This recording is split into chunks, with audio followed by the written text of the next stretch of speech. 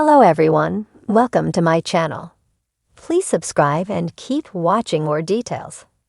The Curse of Oak Island recap. It's time to drain the swamp, plus a dynamite new discovery.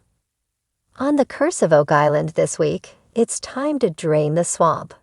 Meanwhile, Rick and Marty Legina and their treasure hunting team discovered dynamite 90 feet down in the mud beneath Smith's Cove.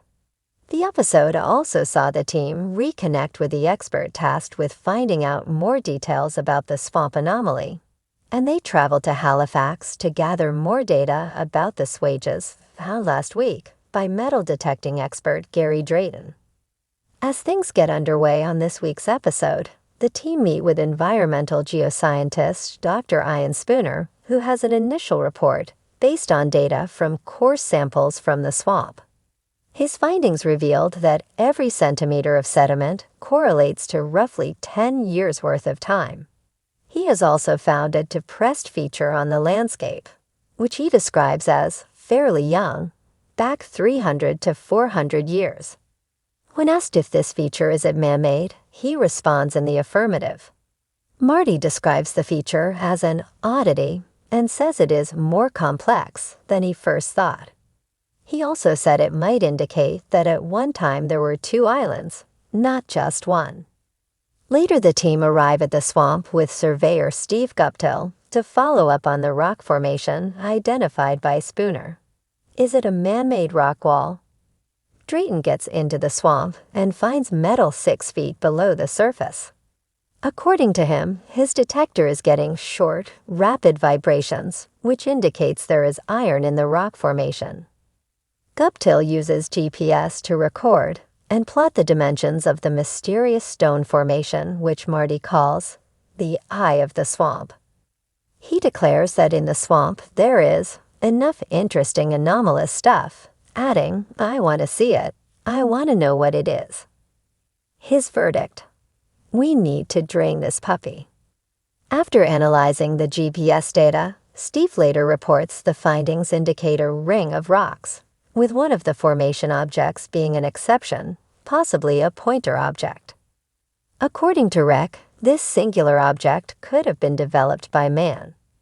The team agree that the data is intriguing enough to necessitate draining the swamp in order to literally get to the bottom of things. Next, the team hires Sean Wilson of Wilson Excavation Limited, who is charged with performing a large-scale excavation.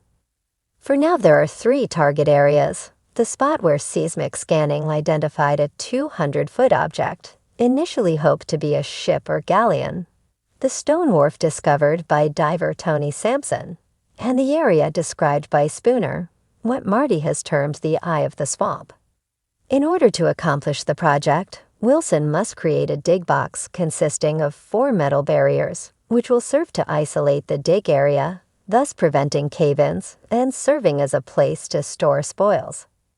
When constructed, the dig box, also known as a trench cage, will be 16 feet square and weigh 2 to 3 tons.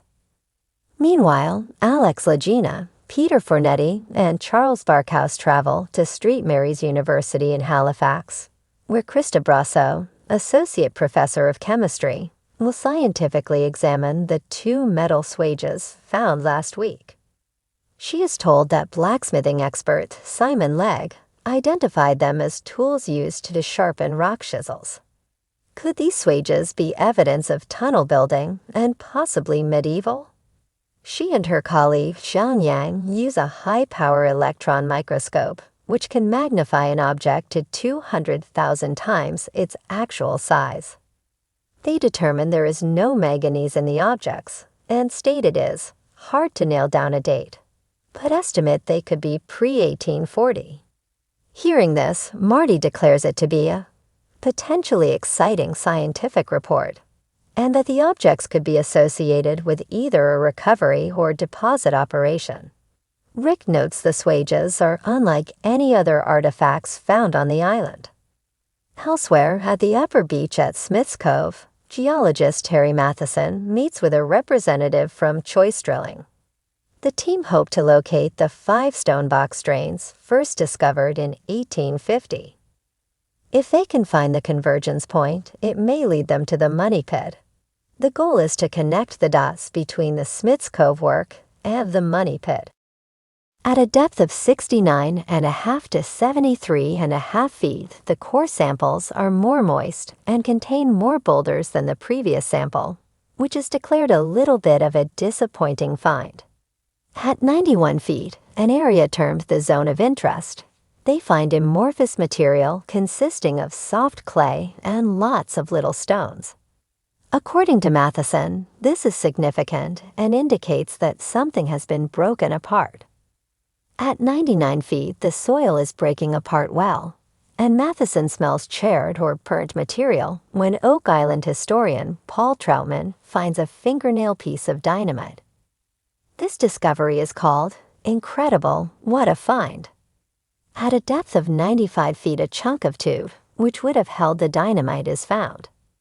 According to Matheson, this validates the version of events that had the Oak Island Treasure Company creating boreholes circa 1897 to 1898, in which to set off dynamite with the hope of digging to the money pit.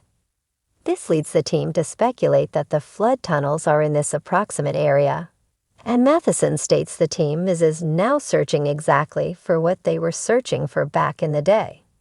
As the team continue to drill and dig upon and below Oak Island, where will their efforts lead? To a treasure vault full of riches, or will the island reveal yet more secrets and possible danger?